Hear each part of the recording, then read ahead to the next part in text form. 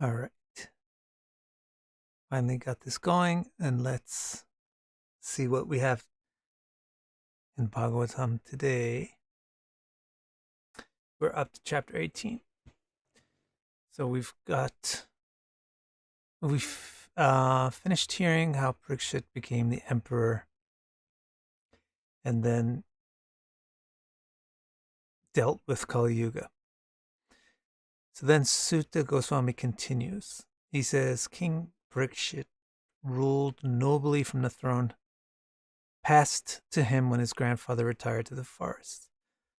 The philosopher king became a glorious world leader, earning a position at the forefront of his dynasty.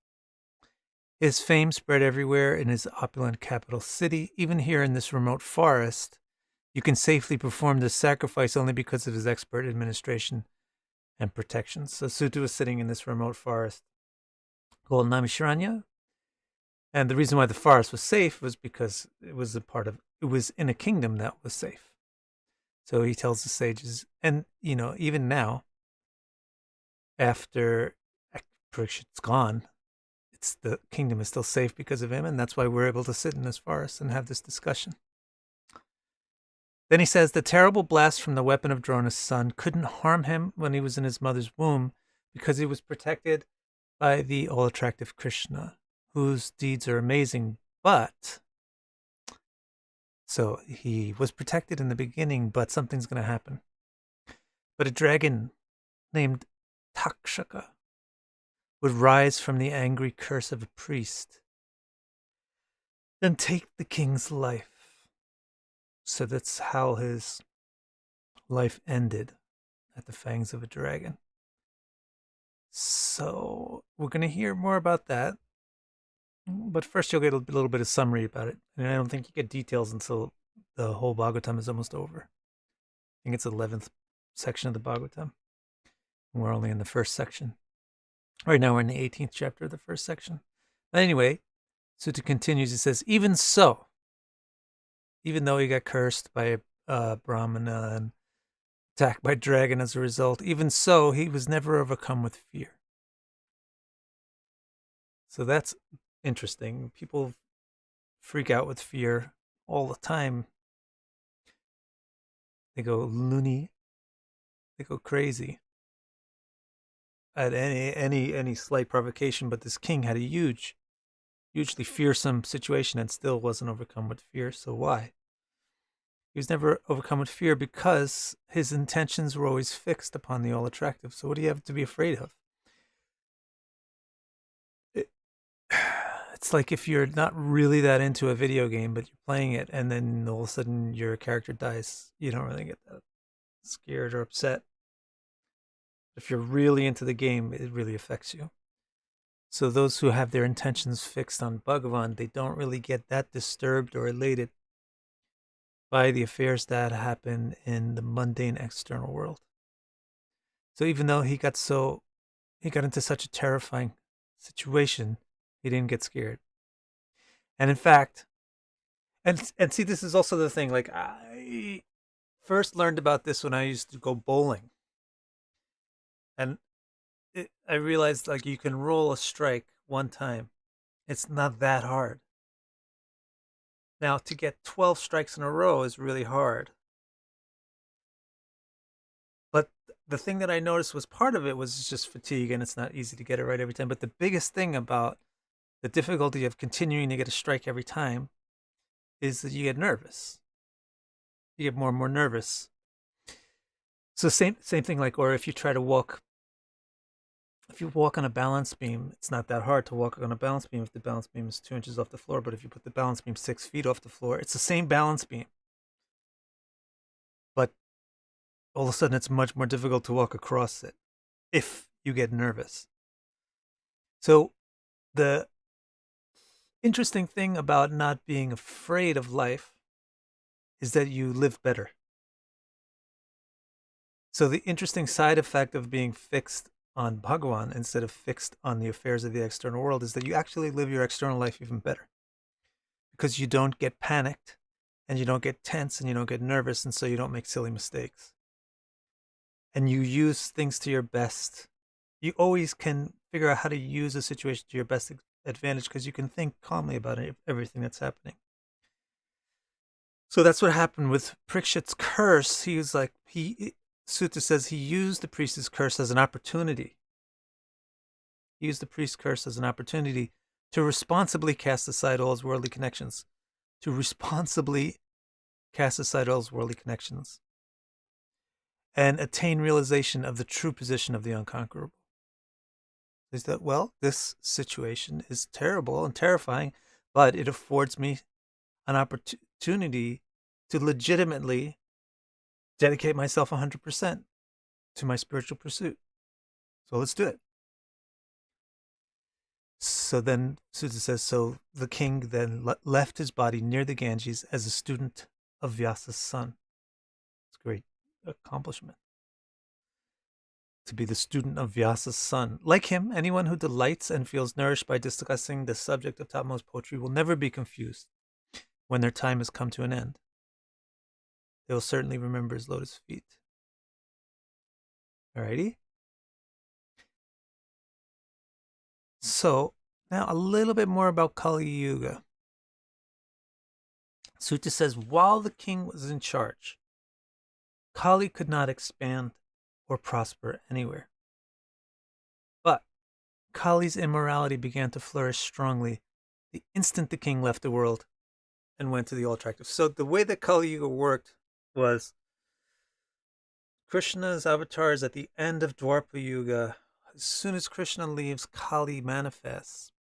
Then Parikshit, who curbs Kali. And so while Parikshit is still in charge, while he's still the emperor, Kali can't flourish. But he's present, but he can't flourish. But as soon as Parikshit leaves, then Kali can flourish. So then the onset of Kali Yuga really begins in full force. Hey, Telmar, that's a heavy-duty statement.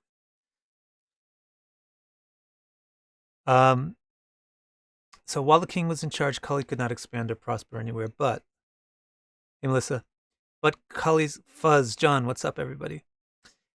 But Kali's immorality began to flourish strongly the instant the king left the world. Yet, now here's the interesting thing. Parikshit never hated Kali. Because the king, Daisy, because the king was like a honeybee who takes the essence of a flower to produce wondrous honey. This is a little analogy that's prevalent in the Puranas and the Vedas. The analogy of the bee versus the fly. The bee always tends to find a flower, and the fly always tends to find poops. So, you can choose to be a bee or a fly. It's kind of like Saturn or Jupiter. Ricky.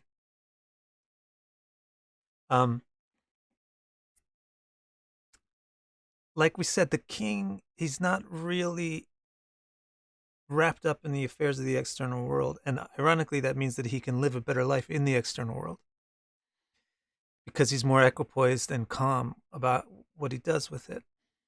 And so he didn't even hate Kali because he has this attitude of making the best of whatever happens. He has the same attitude towards Kali. There's some kind of pollen that Kali is carrying that the bee can use to make honey. Every event. I remember there's a little anecdote about a guy who got his fingers chopped off, and he complained to his priest or something. Why am I so unlucky? I got my finger cut off, and then some like a band of crazy people came through the village and kidnapped people to sacrifice to goddess Kali, and they rejected him because he had only 9 fingers. And then the guy who he complained to said, "How are you going to complain now?" So even in the getting his finger chopped off, it seems to be a bad thing, but it had a good side effect. So King is like that. The King Parikshit is like that. He didn't hate Kali, so this is good for something. So I wonder what he saw Kali would be good for. What did he think Kali would be good for? This is what he saw. He saw that because of Kali, any good deed would bear fruit quickly, while bad deeds would not be taken very seriously. So, in other words, in Kali Yuga, any effort that we make to be good, to do dharma, to be responsible, to do yoga, to be progressive spiritually, any little effort has a gigantic effect compared to in other ages. That's if that same effort was done in a previous age, the effect would be almost nil. Whereas in Kali Yuga, even when we do bad deeds, the effect is greatly reduced. The karmic effect, the effect on our karma and in our next life, is greatly reduced.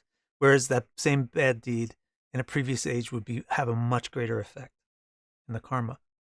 And then Suta Goswami explains why. He said, after all,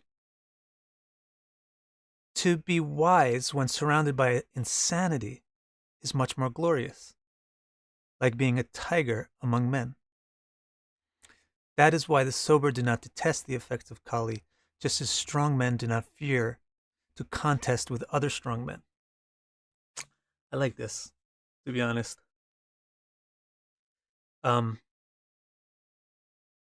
no need to be scared of Kali Yuga or detest it or try to pretend that we're not in Kali Yuga. Kali Yuga itself has very good qualities.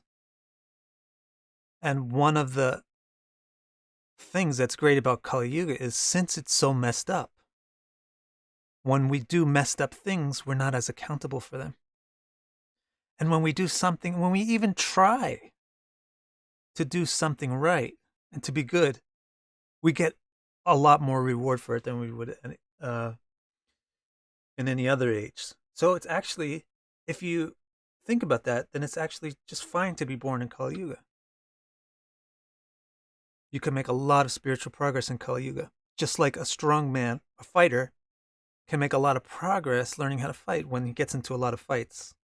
So similarly, when you're born in Kali Yuga, you can make a lot of spiritual progress. Make sense?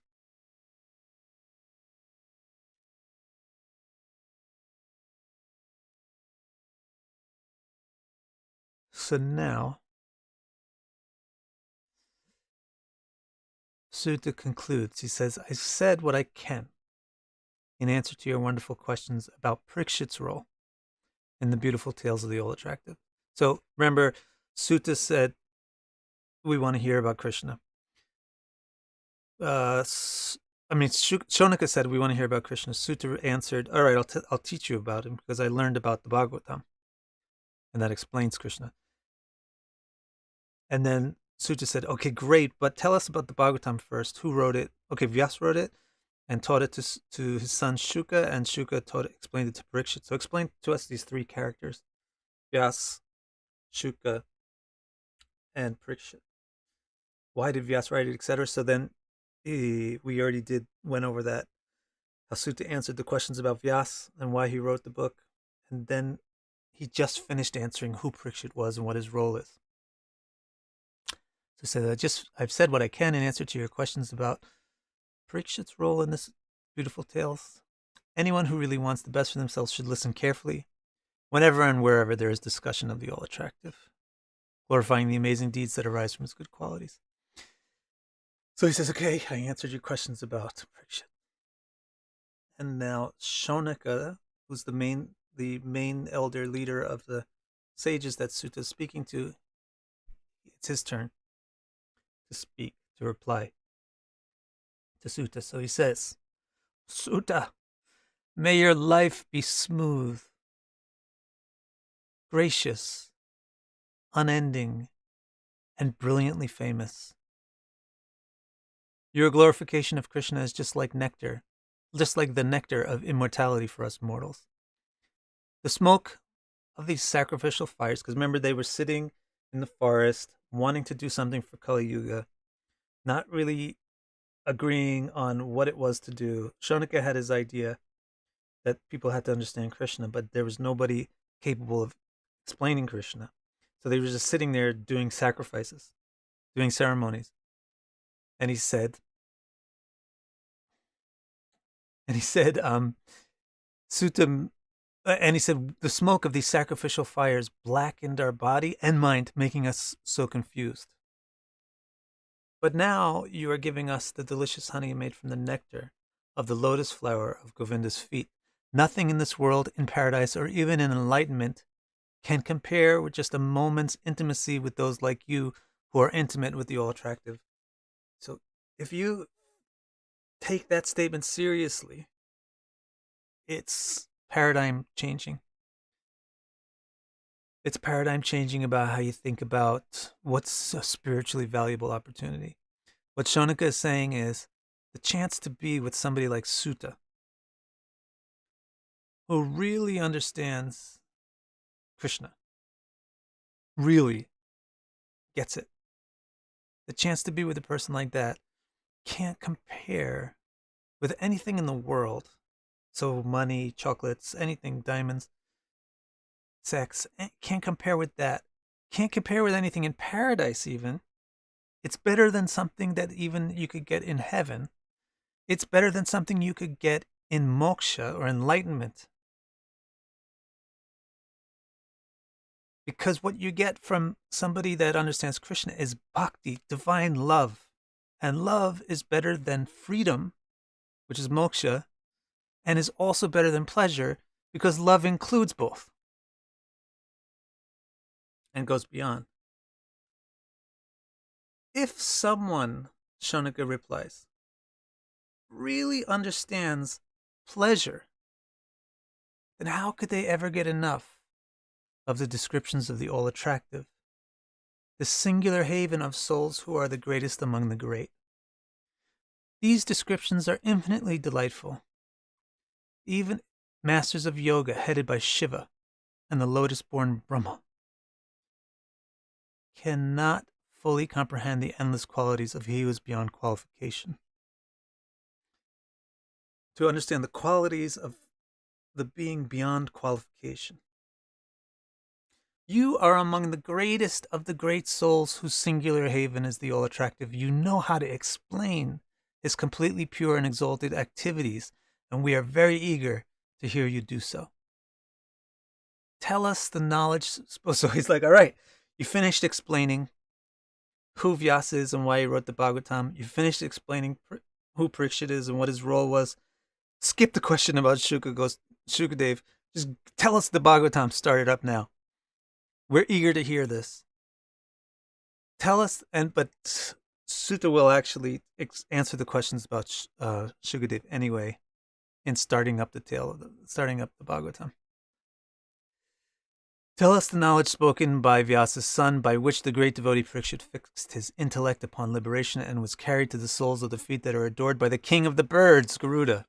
Tell us every meaning of those utterly purifying words, which wondrously establish divine union, brim with the activities of the infinite, and magnify the bliss of devotees like Parikshit. I think we'll do one more section. All right, we have plenty of time. So when Suta hears this from Shonika, this is really nice. When you meet somebody who's really into something that you're really into, you get really turned on. So when Suta meets Shonika, they both light up. You got somebody that really can explain Krishna and somebody that really wants to hear the explanations of Krishna. So Suta becomes aglow with delight. He draws a sharp breath of exhilaration and says, "My strange birth now has meaning, for I have this opportunity to serve my learned elders." This is just a lot of interesting stuff in this little sentence. First of all, remember, Suta Goswami is maybe 20 years old, maybe younger, very young, compared to Shonika, who's like 80, and all these other sages who are like very old. So it's weird or socially unusual that the younger person is instructing the older people. So look at how this younger person is seeing it. He doesn't see it as he's the boss. He sees it as he's serving these people. These older people asked me to teach them something. Fantastic. Now I can serve my elders. He doesn't think, no, I'm not allowed to teach them because they're superior to me. If they ask you to teach them, then it's your service to them to teach them. So he's speaking to them and teaching them in the mood that he's serving them by doing it. That's a very nice thing. The other thing is he's got this statement here, my strange birth now has meaning. I think that's very interesting. Why does he describe his birth as being strange? Because there's three things that I have noted in my footnote. There's three reasons why he calls it a strange birth. First of all, the name that he has, Suta, is an indicator of one of the reasons why it's a strange birth. Somebody is called a Suta if their birth is socially weird in a specific way. If the father is a warrior, but the mother is an intellectual. So if it's a Kshatriya man making a baby with a Brahmana woman, then the child is called a Suta. They're neither a Kshatriya or a warrior, nor are they a intellectual or a Brahmana, socially speaking. So that kind of caste is called Suta. And what job does that caste usually do? They usually become bards and poets because they have a lot of strength and leadership quality from the DNA that comes from the warrior side. They have a lot of intellect from the DNA that comes from the intellectual side. So they're good bards and poets, and they tend to narrate the Puranas. So actually, Suta Goswami may be more than one person, but the people. His Suta may be one person or maybe more than one person, but a huge portion of the Puranas, there's like 18 major Puranas, are narrated by Suta Goswami. So anyway, that's one reason why he's got an unusual birth. My strange birth now has meaning. His strange birth because it wasn't a conventional parenting from the same class. Then the second reason is that he considers his ancestors to be strange.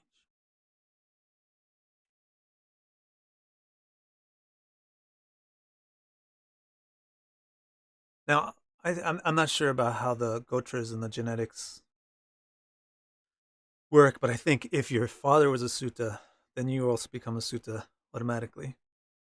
I don't know about that, but Suta's father is also a little strange, and that's why he considers his birth strange, because he's got this strange dad.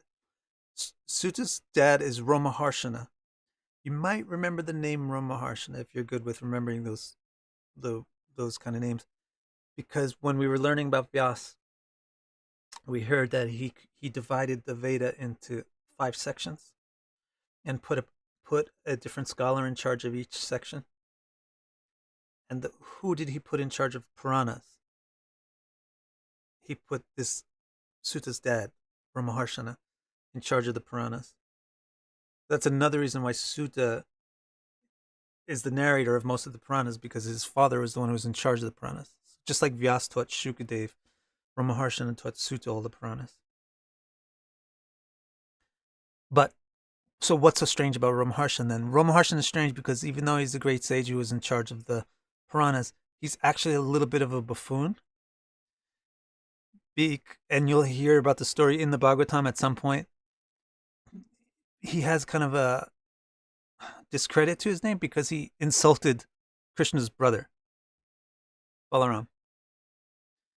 He's kind of famous as being an insulter of Krishna's brother.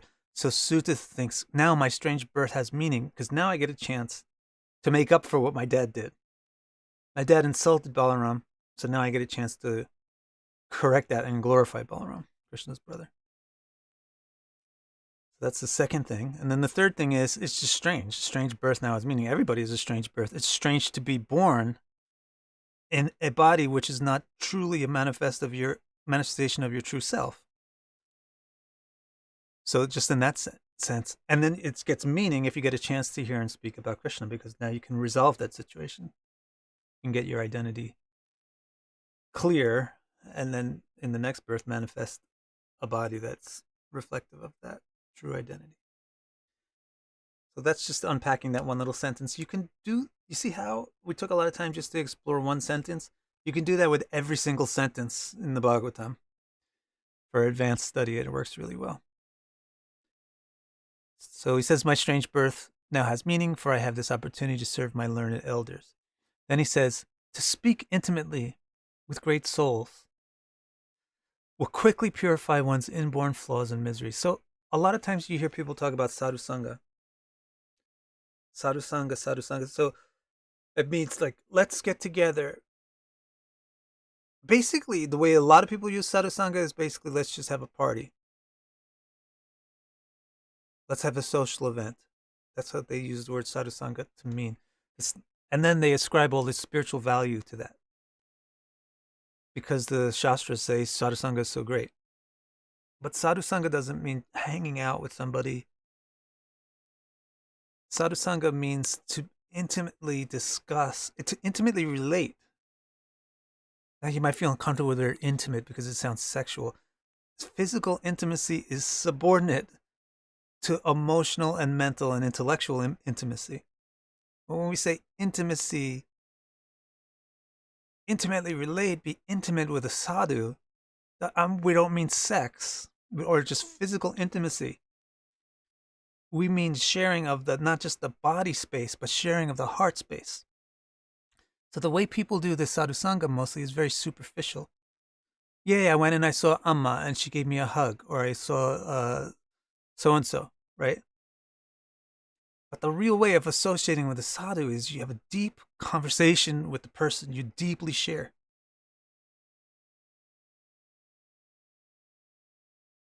So that's what Suta is saying. The chance to discuss things with a sadhu is really, really, really a wonderful opportunity. To speak intimately with great souls will quickly purify one's inborn flaws and miseries, because such conversations invariably involve the name of the singular refuge of those great souls, who is called unlimited, because his all attractive potencies and excellent qualities are unlimited. That's a very important sentence also. He's not called unlimited because he doesn't have any qualities. He's called unlimited because he's got qualities and potencies in unlimited amount. You see? Some people will say, God is unlimited, so how can you say that his name is Krishna? You can't have a name. It's unlimited. If you say he's Krishna, then it's limited.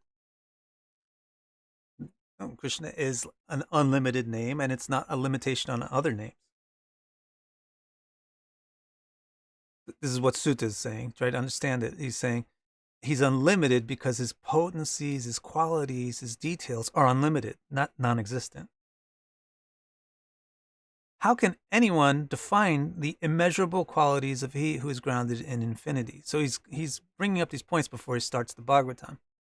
We're going to discuss something which is undiscussable. We're going to describe something which is indescribable.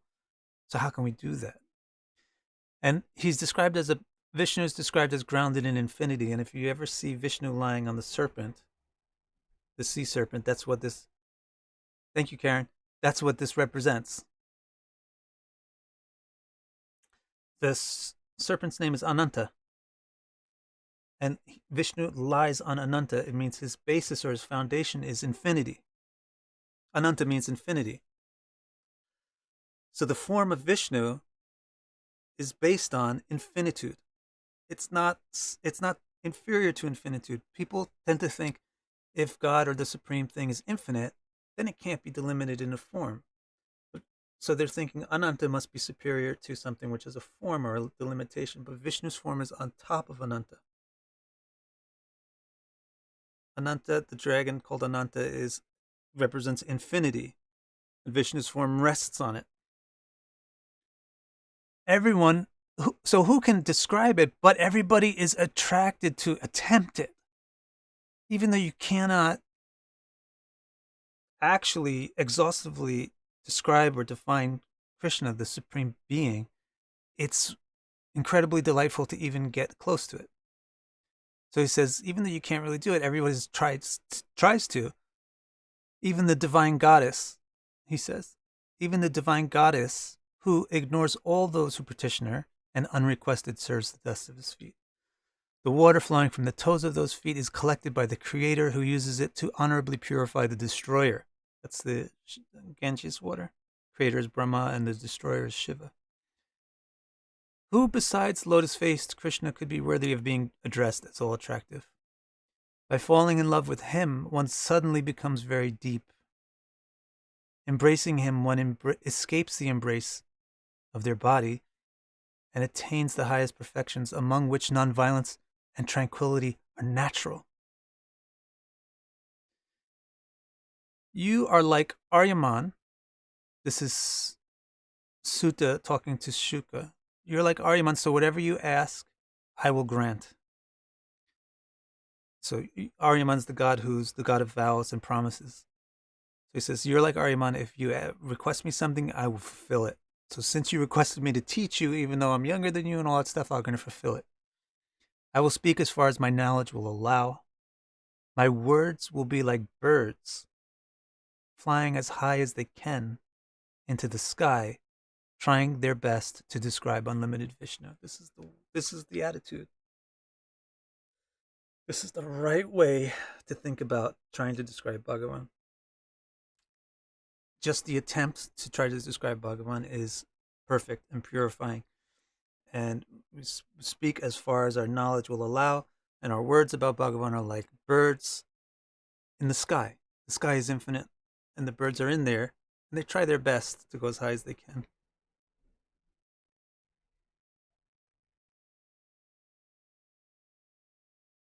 All right? So let's see what questions we had here, and you can ask some other ones.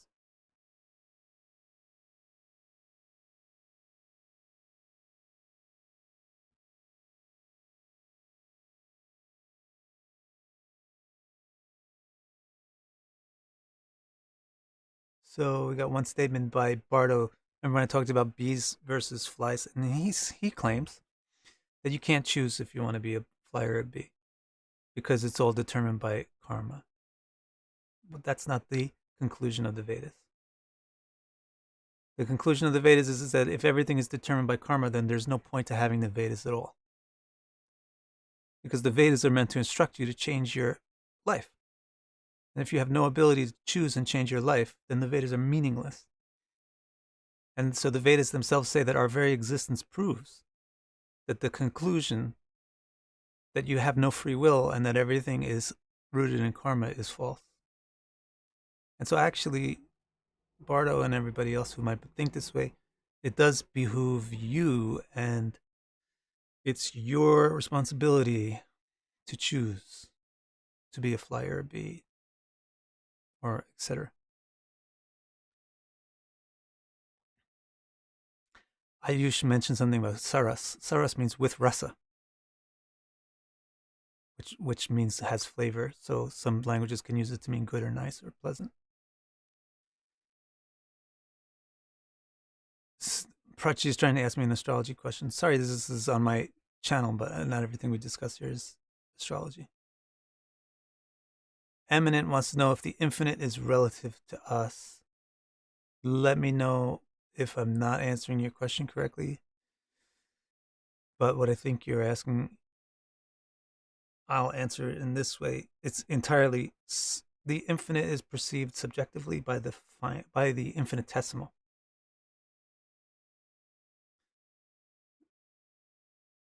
The infinite is perceived subjectively by the infinitesimal. Therefore, it said, Vedanti tattva vidas tattvam jnanam advayam prameti paramatmeti bhagavaniti shabdite. I guess you're not answering this question. But I'm going to answer you this way anyway because it makes sense. Clarify what you're trying to say because I definitely don't understand yet. But the infinite is perceived subjectively by the infinitesimal. That's why there's different views of what the infinite is. Some see it as Brahman, just an infinite, undescribable existence. Some see it as Paramatma, a being who's supporting everything. And some see it as Bhagavan, the infinite being that's supporting everything and is the enjoyer of everything.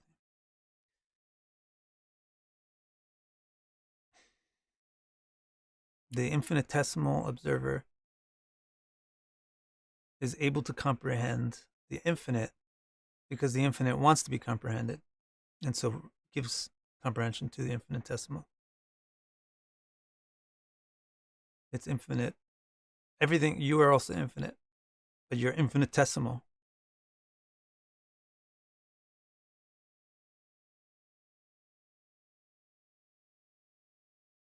Anything else?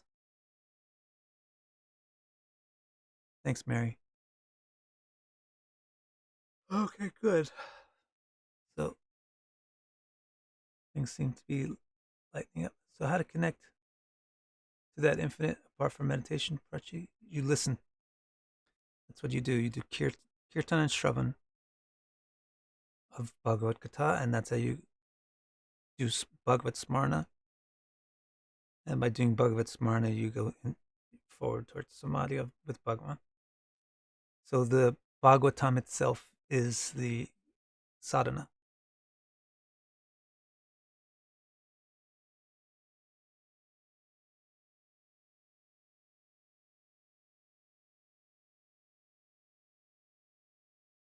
Eminent Blaze thinks that infinity equals nothingness. Why would you think that? Why? If infinity equals nothingness, then how can it be perceived subjectively by the infinitesimal? It couldn't be perceived at all if it's nothing. The infinite is the infinite. It's something, and it's perceived to different extents by different perceivers who have different capacity to perceive it. Sadhana is practice. 0 doesn't equal 1. Get your logic right. If 0 equals 1, then why are they two different numbers? 0 is quite different from 1.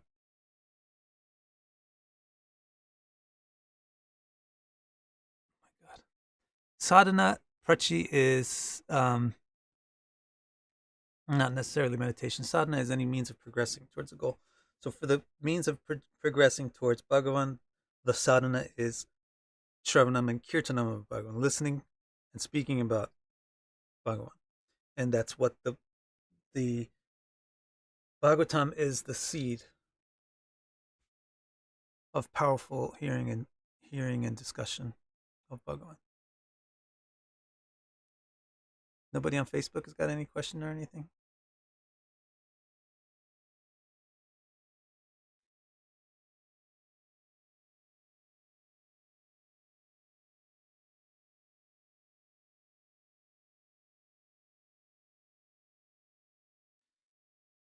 Yeah, that both 0 and infinity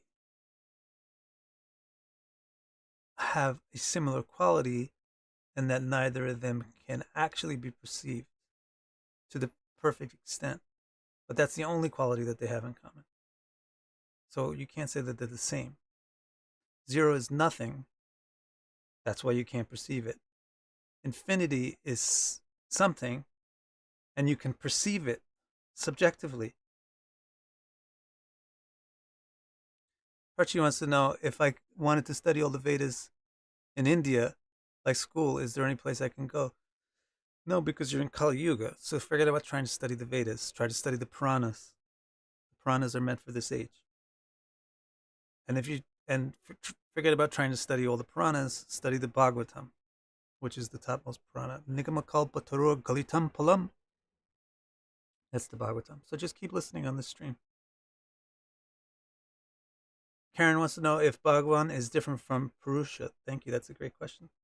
No, Purusha is the same infinite being perceived as the supreme person. So Bhagavan is exactly the same as Purusha. In fact, it's described as Purna Purusha or complete Purusha. Typically, Purusha is the one who's animating the world, and that's Paramatma. Paramatma and Bhagavan are two different degrees of experiencing the same being.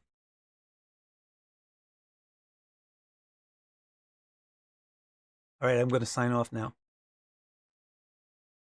But I'll be back tomorrow, same basic time. And I hope to see everybody. Thank you very much.